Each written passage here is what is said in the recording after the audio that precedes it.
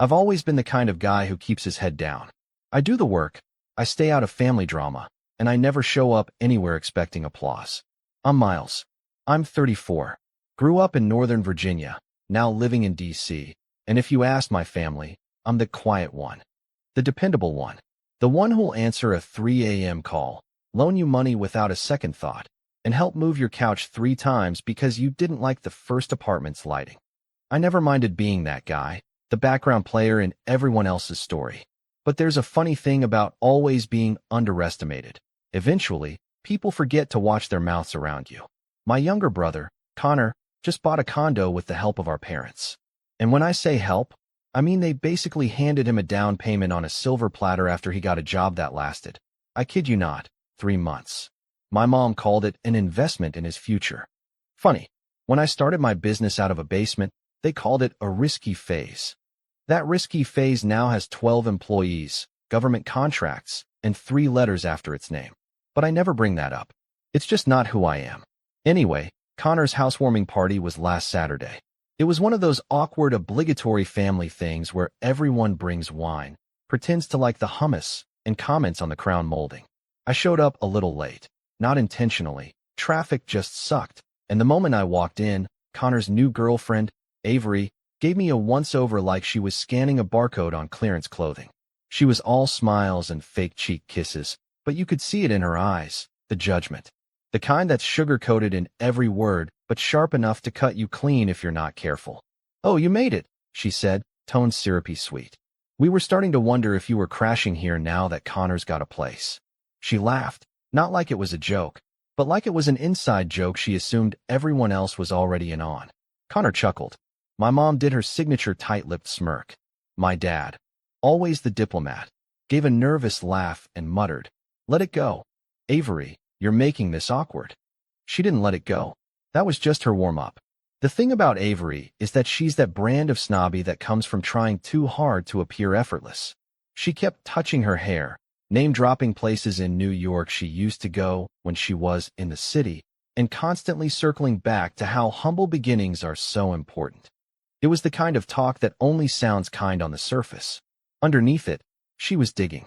"I just think it's so inspiring that Connor's working his way up, and that you guys are so close. Some people get weird when their siblings do better than them, you know," she said later, over brie and crackers. "But not you, Miles.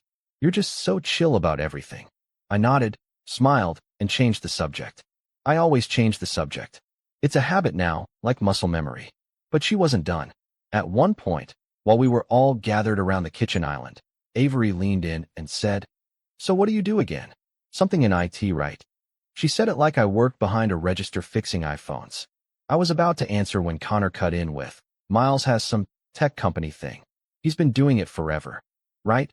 Avery said, waving a hand. "Startups are so cool. I did a couple projects for a startup through our firm. You know Cornerstone Solutions? We manage a bunch of contracts for local businesses. It's wild how many of them just don't know what they're doing." I blinked. "Cornerstone?" I asked, careful not to sound too interested. She smiled like she'd just been complimented. "Yeah, I'm an account strategist. I basically handle the brand partnerships. A lot of small fish, no offense, but it pays." I felt my jaw tick just slightly. It wasn't what she said, it was the smugness underneath. The subtle jab.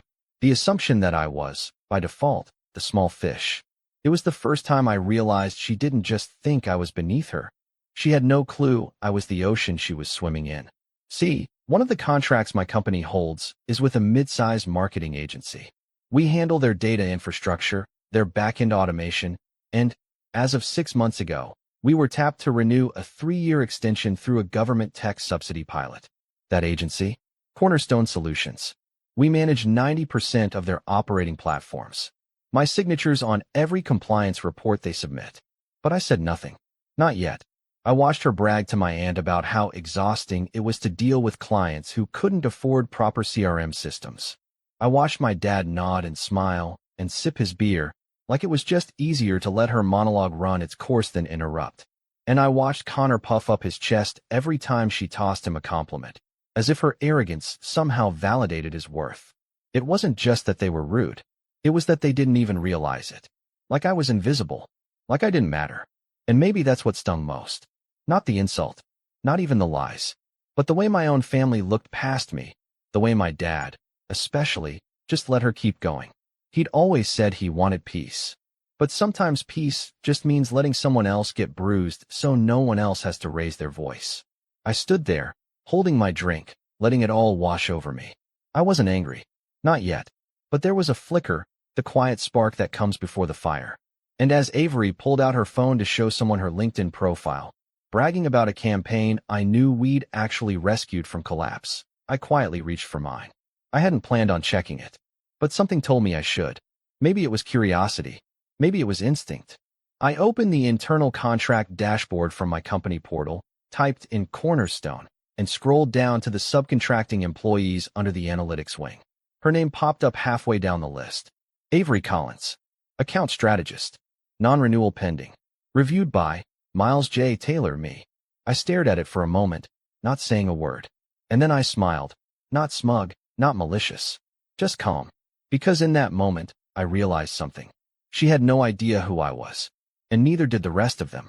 I put the phone away, looked up, and watched as Avery laughed at her own joke again. Something about how some people are just built for roommates. My dad gave a low chuckle and shook his head. And that was the moment I knew. I wasn't going to stay silent much longer. I didn't say anything that night.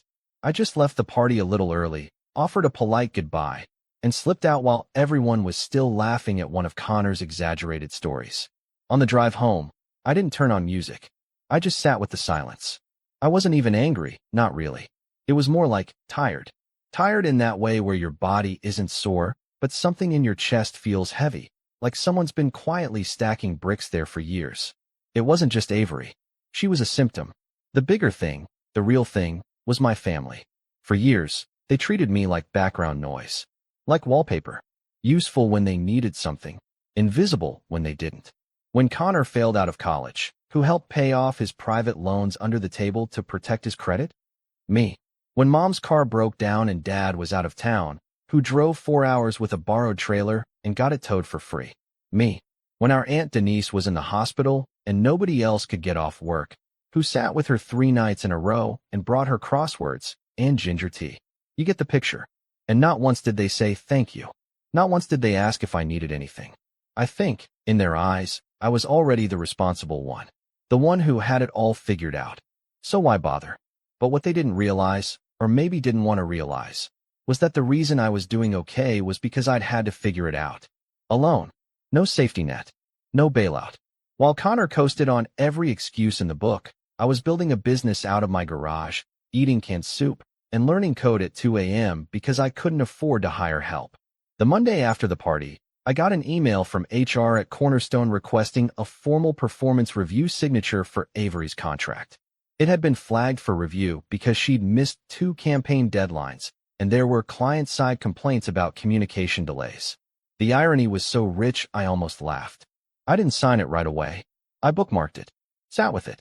Then Tuesday, I got a text from my mom. Connor's got a big interview Friday. Can you help him prep? He said you're good at that kind of thing. Maybe help him tweak his resume? Proud of you too. I stared at it. No hello. No how are you? Just a request wrapped in a compliment like a spoonful of sugar to make the guilt go down easier. I didn't respond. Wednesday night, Connor called me. I picked up. Yo, Miles, you busy? Not really. So, I've got this Zoom interview coming up. It's for this SaaS sales thing, and I think it'd be dope if you could help me sound like. I don't know, more legit? I raised an eyebrow. You want me to lie for you? Not lie, just, fluff it up. I mean, you know how this stuff works. You talk circles around these tech people all the time. I paused. Connor, do you even want the job? Dude, come on. It's good money. Dad said if I lock this down, they'll help with the Tesla. I almost dropped my phone. Wait, they're buying you a Tesla? No, not buying, just helping with the down payment. Like an early birthday thing. I went silent. Hello, he asked. Yeah, I said. I'm here. Cool. So can you hop on Zoom with me tomorrow? Just run through some fake client objections and show me how to close. I said yes. Not because I wanted to, but because I needed to see just how far this would go. Thursday came and went. We did the Zoom. I gave him tips. Watched him write them down like a kid copying homework. He kept asking things like, how do I make it sound like I understand KPIs? And should I say I'm good with CRMs even if I don't know what that means? That night, I got another text from my mom. So proud of Connor lately. He's really finding his stride. Reminds me of your Uncle Pete when he was young. Real go-getter. You boys are finally both doing great. Family's proud. I didn't reply. Friday, I logged into the client portal and checked the status of the Cornerstone contract. Avery's file had a note from their project manager.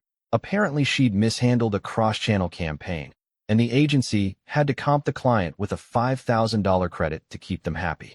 She hadn't mentioned that at the party. I still didn't touch the file. Not yet. The final straw came Saturday. I stopped by my parents' place for lunch. They'd invited me, and after dodging texts all week, I figured I'd face it head-on. The second I walked in, I could smell something baking. Probably that dry lemon cake Mom made when she wanted to show off. Connor was already there, lounging on the couch, sipping from a bottle of kombucha like it was champagne. Avery was there too. I froze for a second in the hallway. She looked up and grinned. "Look who finally showed up," she said. "Guess you can afford gas money." My dad chuckled from the kitchen. "Avery, come on." She leaned in like it was a secret. "I'm kidding. You know I'm joking, right, Miles? I'm not trying to start a class war or anything." I said nothing, just smiled. Sat down across from her. She launched into another story about some influencer client she was hand-holding through a rebrand, clearly performing for the room. Connor nodded along like a proud boyfriend. My mom placed a plate of that dry cake in front of me like it was peace offering. And then, it happened. Avery reached into her bag, pulled out her laptop, and said, "Actually, Miles, this is hilarious, but I think one of your campaigns came across my desk this week. Some tiny firm called MJT Systems." Connor laughed. "Yo, that's you, right?" I stared at her. "That's mine, yeah." She blinked. "Wait, seriously? You work there?" "I own it." She froze for a beat. "Oh, huh. I guess I didn't connect the dots." "Don't worry," I said casually. "Most people don't." Connor leaned forward. "Wait, but like, you own it?" "Yeah. Started it 10 years ago." Avery tried to recover. "That's cool. So you're like, what CEO?" "Something like that." Mom clapped her hands, beaming. "See? That's why I said we're proud of both our boys. Everyone's doing great." Avery narrowed her eyes. "Well, small world. We've actually been reviewing some of your systems. There's been some redundancy on the back end. Just so you know." I raised an eyebrow. "Redundancy?" "Yeah," she said, flipping her laptop open. "Your cloud stack. It's not optimized for cross-platform CRM integration. Just saying. We flagged it." Connor let out a low whistle. "Dumb. You gonna let her come for your company like that?" I smiled. And then I reached into my own bag, pulled out my phone, and tapped the dashboard app. Turned the screen toward Avery. Her name. Her department. Her pending termination notice. She stared at it like it was a ghost. I didn't say a word. And that silence, that awful, ringing silence, was the moment everything changed. The look on Avery's face said everything. Her lips parted slightly, the smug confidence drained from her expression like someone had pulled a plug. She stared at the phone in my hand for a beat too long, and then, in true performative fashion, gave a sharp, awkward laugh, as if she was the one in on the joke. "That's hilarious," she said. "Where do you even get that?" I didn't answer, because I didn't need to. Connor leaned over the screen. "Wait, hold up. Is that real? Like really real?" Still, I said nothing. I just sat back in the chair and took a slow sip of the room-temperature lemon water my mom had given me. Let it burn a little on the way down. Avery quickly shut her laptop and tucked it into her bag, suddenly very interested in checking something on her phone. My dad, meanwhile, cleared his throat like he was about to say something, then chose not to. And my mom, ever the peacemaker, nervously started talking about the casserole she planned to make next weekend. Like that would erase the tension humming in the air. I finished my slice of dry cake and left not long after, saying I had work to do, which was true, but not in the way they assumed. The ride home felt different this time. Not quiet, clean, like I'd finally taken a deep breath after years of shallow ones. But beneath that, there was something else too. A hollowness I hadn't expected, like I'd finally hit back after years of swallowing my pride. But the satisfaction didn't sit the way I thought it would. That night, I lay awake longer than usual. I kept replaying the look on my dad's face. Not surprised, not defensive, just disappointed, not in her, but in me. And that's what cracked something open in me. Because somewhere deep down, Some part of me was still that kid looking for approval, still waiting for the nod, the pat on the back, the "we see you." And instead, all I'd ever gotten was the same old silence. Or worse, thinly veiled disappointment masked as neutrality. In their eyes, I'd embarrassed Avery, made things uncomfortable, rocked the boat. But what about me? What about all the times I sat there and let the boat rock me? I thought about calling my dad, explaining myself, but I didn't. I knew how that conversation would go. "You could have handled that better, Miles. It's not worth making drama over. You know how she is. Just let it go. Let it go." Always, always that.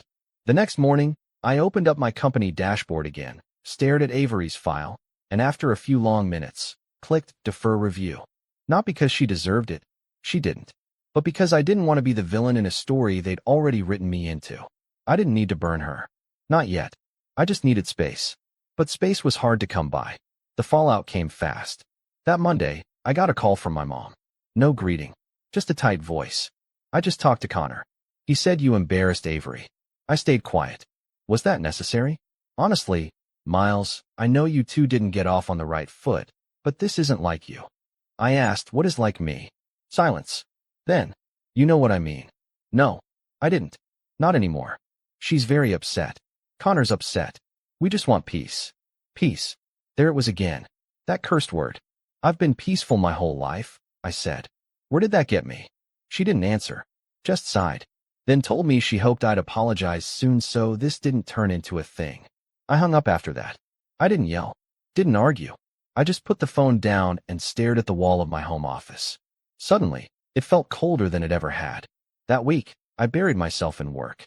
We had 2 major projects nearing deadline, 1 grant pitch to finalize, and a staffing restructure I'd been putting off for months. I should have felt productive, but I didn't. I felt numb. Every message from my mom was clipped. Every call from Connor went unanswered. I skipped a Sunday dinner for the first time in years and didn't even text to say why. And not once, did any of them reach out just to ask how I was doing. It was all about Avery. Her feelings. Her embarrassment. Her misunderstood sense of humor. Meanwhile, I was sinking. I didn't realize how badly I needed my family to just see me until it became clear they never really had. And now that the illusion had shattered, I didn't know what to do with the pieces. One night, about a week after the party, I got a text from an old friend, Kayla. We hadn't spoken in months. She used to work with me back when I had 2 employees, and we worked out of a converted basement in Alexandria. "Hey stranger.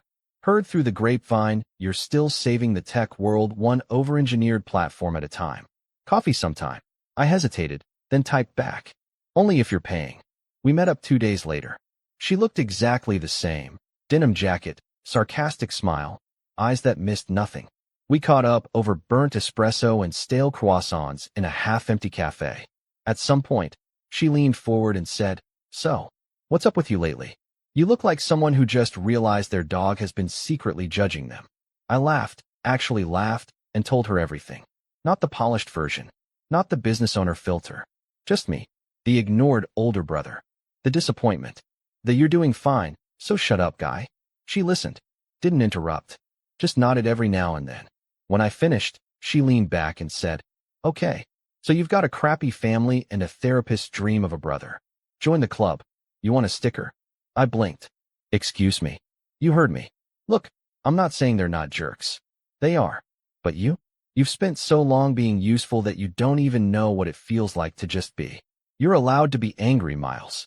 You're allowed to stop carrying everybody." I didn't know what to say. "You need a reset," she said, standing. "Let me show you something."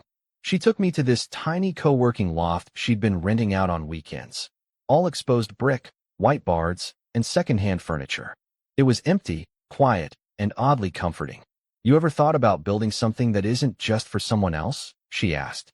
"Something that's just yours? Not for a client. Not for a contract. Just for fun."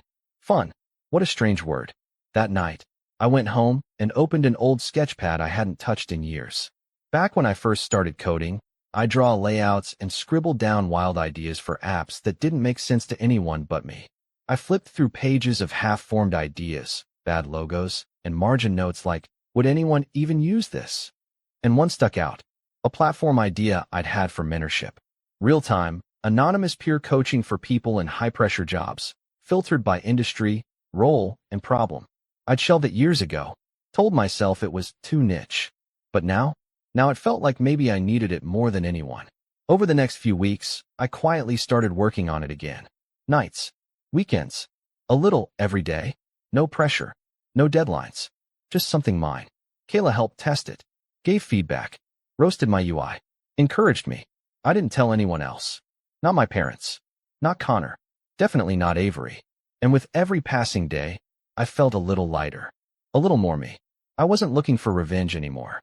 I was looking for peace. Real peace. And for the first time in a long time, I started to believe I might actually find it. But of course, peace never lasts long when your family is determined to drag you back in. And what happened next?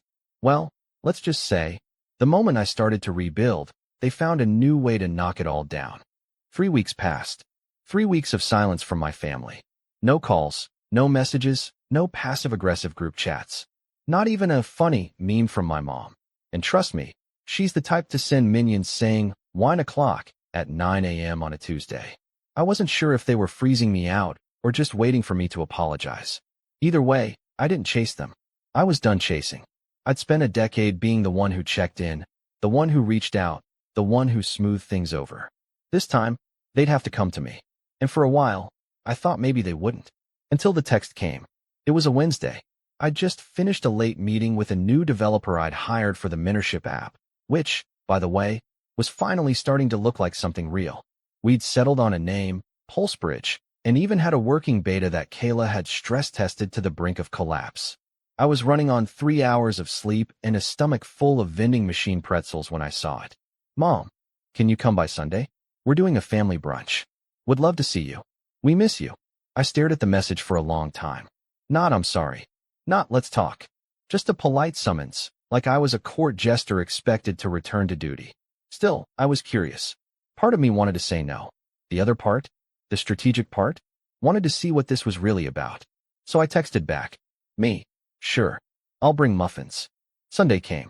It was a warm spring day, one of those rare mornings where the air feels like a clean slate. I wore jeans, a t-shirt, and brought a box of blueberry muffins from the bakery near my office. When I got there, I noticed immediately, Connor's car wasn't in the driveway. Neither was Avery's. Inside, my mom was setting the table with forced cheer. My dad stood at the coffee machine, avoiding eye contact like it owed him money. "Where's Connor?" I asked. "He and Avery are taking a break," my mom said quickly. "They're giving each other space." I blinked. "Since when?" She waved a hand. "It's not important." Oh, there it was. The real reason they'd invited me. The atmosphere had that nervous feeling to it.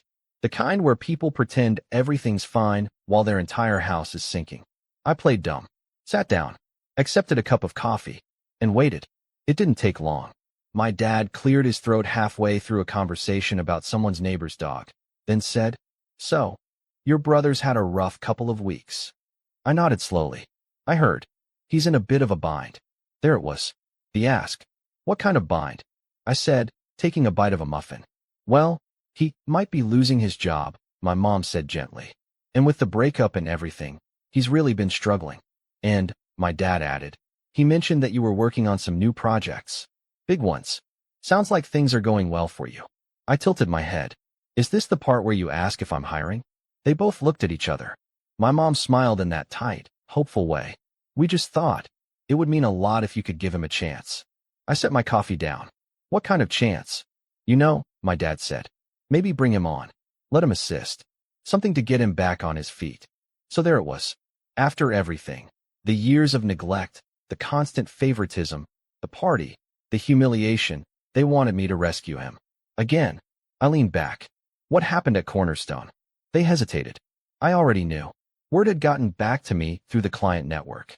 After Avery's mess and her spectacular exit, she resigned before HR could finalize the termination. Connor's department came under scrutiny.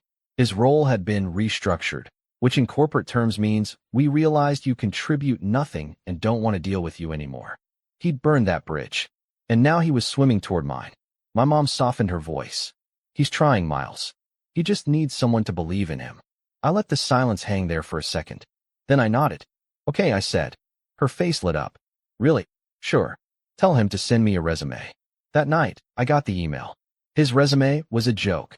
2 pages of inflated buzzwords and fake achievements, including a strategic lead role on a project I personally built from scratch while he was on vacation in Miami. But I didn't delete it. No. Instead, I started planning. Because I realized something in that moment. I had more power than they ever gave me credit for. And if I played this right, I could finally teach them what it feels like to be on the other end of the imbalance. But not by screaming, not by lashing out, by doing what I do best, being underestimated. The next step was quiet. I reached out to Kayla, told her I had a weird favor to ask. I needed her to act as a recruiter, fake name, fake firm, and call Connor about a position at a fast-scaling tech startup looking for a hungry SDR with grit.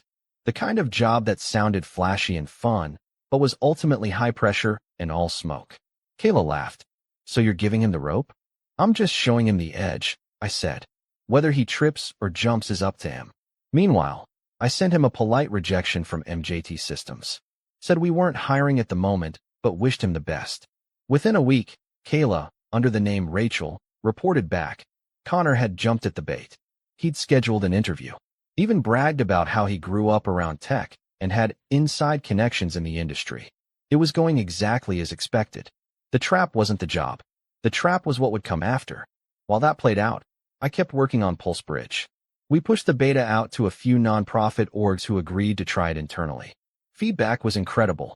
Real people were using the platform to navigate burnout, workplace stress, and leadership gaps. For the first time in a while, I was building something that mattered, not just for profit, but for people. It felt good, clean, free. And then, the final piece fell into place. One of our major contracts at MJT, a citywide education initiative, had recently been passed off to a new partner firm for implementation. That firm? A boutique consulting agency co-owned by someone who used to work with Cornerstone. Guess who they just hired as a junior contractor? Avery. Small world, right? I ran into her at a conference mixer. She didn't see me at first. She was talking animatedly about her new start and how toxic environments make you stronger. I stood nearby, sipping my drink, until she turned and locked eyes with me. Her face froze. I gave a small nod. No smile. Just enough to remind her, I see you. I always see you. And then I walked away. Because the real setup wasn't about humiliating her. It was about showing her that no matter where she went, she'd always be walking through doors I built. Now, everything was in place. Connor had bitten. Avery had stumbled. My parents had no idea the game was even happening. All that was left was the final move. And trust me, it was coming. The week it all came together, I barely had to lift a finger. Connor had been hyping himself up in the family group chat for days. Not to me, of course, just to mom and dad. Big tech opportunity, he kept calling it. Startup energy, but with real capital. He dropped buzzwords he didn't understand and humble bragged about his third-round interview with a fake recruiter. My mom responded with prayer hands emojis and told him she always knew he'd find his lane. I didn't say a word. It was surreal, honestly. Watching it unfold like a slow-motion car crash where you already know the outcome. Because here's the thing, I wasn't setting him up to fail. I wasn't faking a job offer or stringing him along for the punchline. The job did exist, technically. Kayla's recruiting firm had been a test branch for PulseBridge, designed specifically to simulate high-pressure work environments and track how applicants responded under stress. It was opt-in, of course, part of a controlled research pilot we were running with transparency clauses buried in the terms. But let's be real, Connor never read those. He just clicked agree and started performing. His role was a 10-day contract. Trial basis. Commission only.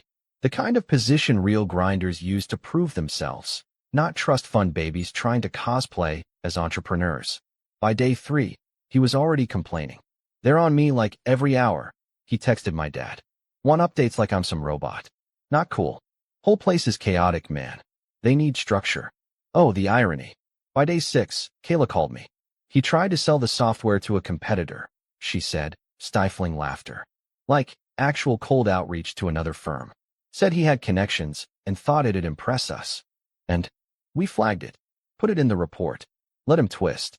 I didn't even have to ask what came next. On day 10, he was formally let go via a performance email. Respectful, honest, and signed by Rachel, with a generic HR footer.